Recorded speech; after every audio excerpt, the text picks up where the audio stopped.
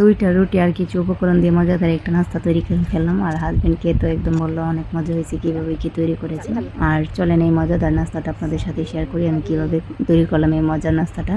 আমি জাস্ট নাস্তাটা তৈরি করার জন্য দুইটা রুটির পরিমাণে একটু ডো করে নিলাম। ডোটা করে নেওয়ার পর এই দুইটা রুটিকে জাস্ট 2 ভাগ করে আমি সমানভাবে ভাগ করে নিলাম, যেন দুইটা রুটি একদম সমান হয় আর সেম আকার হয়ে। এখানে দুইটা রুটি আমি বেলে নেওয়ার পর একটা বেলে নিয়েছি। বেলে নেওয়ার পর দেখেন একটা প্লেটে জাস্ট রুটিটা উঠিয়ে নিয়েছি। উঠিয়ে নেওয়ার পর সেম প্রসেসে আমি পরবর্তী রুটিটাকে একদম বেলে নিচ্ছি, যেন ওইটা সমান হয়।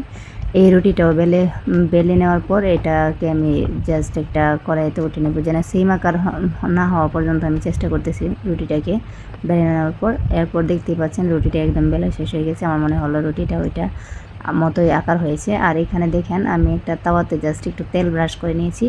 আর এই তেল ব্রাশ করে নেওয়ার পর আমি একটা রুটিকে জাস্ট বিছিয়ে দিলাম। বিছিয়ে দেওয়ার পর এখন আমি এখানে দিয়ে দিলাম একটু টমেটো সস আমি জাস্ট একটা চামচের সাহায্যে রুটিটার উপরে ভালোভাবে মিক্স করে নিয়েছি। তারপর দিয়ে দিলাম একটা ডিম। আর এই ডিমটাকে আমি ভালোভাবে একটু চামচের সাহায্যে ফেটিয়ে নিব। ফেটিয়ে নেওয়ার পর ডিমটাকে আমি পুরো রুটিটার মধ্যে একটু জাস্ট মিলিয়ে নিব, একদম সব দিক দিয়ে চামচ দিয়ে এটার সাহায্যে চামচের সাহায্যে ডিমটাকে আমি সব দিক দিয়ে একটু সমান করে ছড়িয়ে নিব।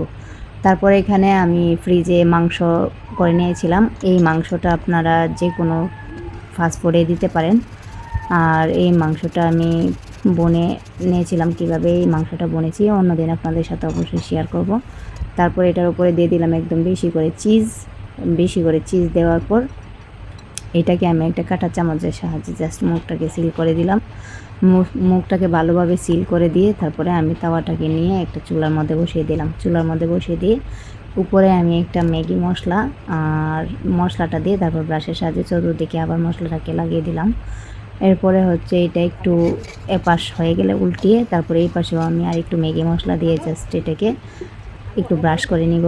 ম্যাগি মশলাটা দেওয়ার কারণে টেস্টটা আর একটু বেশি ভালো হয়েছিল, খুবই ভালো হয়েছিল। উপরে একদম ক্রিসপি আর ভিতরে একদম পুরে ভরা ছিল। অনেক মজা হয়েছিল নাস্তাটা। এরকম একটু ক্রিসপি করে ভেজে নেবেন অবশ্যই রুটিটাকে। আর এই রুটিটাও আমার একদম ভাজা হয়ে গেছে, একটু তেল দিয়েছি আর একটু জাস্ট রুটিটাকে এভাবে ভেজে নিয়ে তারপর ছুরির সাহায্যে আমি একটু রুটিটাকে 4 ভাগ করে নিচ্ছি। আর রুটিটা এত মজা হয়েছিল আমি জাস্ট আপনাদেরকে দেখাই রুটির টেক্সচারটা।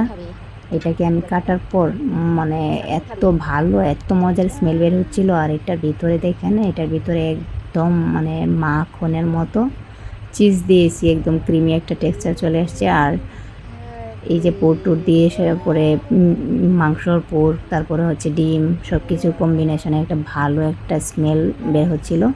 আর খেতেও বেশ মজা হয়েছিল। এইভাবে আপনারাও ট্রাই করবেন।